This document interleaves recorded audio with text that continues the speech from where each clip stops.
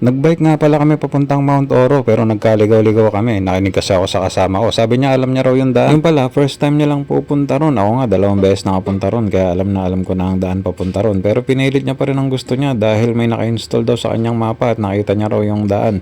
Yung pala, Boodle Maps yung na-install niya kaya nagkaligaw-ligaw kami. Mabuti na lang at may nakasalubong kaming mga kapadyak at inaya nila kaming maligo sa Blue Lagoon. Pero sabi ng kasama ko, pag-iisipan na lang daw muna namin. Pupuntahan na lang daw muna namin yung Mount Oro. Pero ang nangyari, nagkaligaw-ligaw lang din ulit kami. Kaya ang ginawa namin, sinundan na lang namin sila. Nagdadahilan pa nga yung kasama ko na wala raw siyang pang swimming kaya ayaw niyang sumama. Pero bandang huli, wala rin siyang nagawa. Kaya ayun, inabutan namin sila dun sa registration. Marami sila kaya medyo natagalan siguro yung pila nila dahil susulat mo pa yung pangalan mo kada isang tao.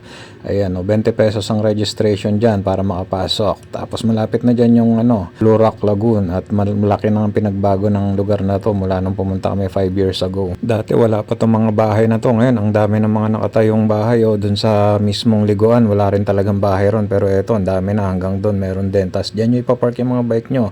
Pwede nyo rin dalhin dun sa loob kasi kami dinala namin sa loob yung bike namin. Safe naman dyan. 300 pesos ang cottage dyan. Maghapon na yun. Ang dami mga cottage dyan. Iba-iba ang presyo nyan. Tapos ayan, napakaganda, diba? Medyo malabo lang ang tubig ngayon. Pero nung una nagpunta kami dyan, sobrang linaw. Medyo nag-uulan kasi ngayon. Yung pool na nakikita nyo, artificial yan. Tinambakan lang nila yan. Pati mga lupa na nandyan, tinambakan lang din nila yan. Kasi dati, na-wash out yan. Mga sako ng buhangin yung mga nandyan dati.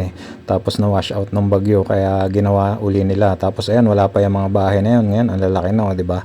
Ang ganda ng mga cottages nila dyan. Iba't ibang sizes. Iba't iba rin ng mga presyo. Tapos marami. Unti-unti rin nagdatingan ng mga tao dyan. At ang dami talaga nila. Napuno yan halos. Yung iba, mga bikers din, nakagaya namin. Tapos yung iba, mga naghahabal-habal. O yung mga magkakamag-anak na nagpunta dyan. Kaya napuno talaga yan. Hindi pa yan weekend paano pa pag weekend, malamang punong-puno talaga yan. At ayan yung mga kapadyak na nag-aya sa amin mag-swimming dito. Ayan, kumakain. Mapabait yung mga yan. May kanya-kanya nga silang mga baon. Maganda rin kasi na may baon kayo. Hindi nyo alam kung may makakain kayo dun sa lugar na pupuntahan nyo. Minsan kasi wala nagbebenta ng mga pagkain. Kaya pag may baon kayo, sigurado kayo may kakainin kayo. At talagang sinulit ko ang pagpunta rito. Siyempre, nagbabad ako dyan. Ang lamig kasi ng tubig nyan Tapos nakaka-relax talaga. Tapos nasa tong video na to. Kaya lang kailangan ko i-edit. I-minute ko tong video na to dahil may mga copyright na na-detect. At ito yung nakaka-enjoy talaga. Ayan, nag-dive silang lahat dyan. Napakarami nilang nagda-dive dyan.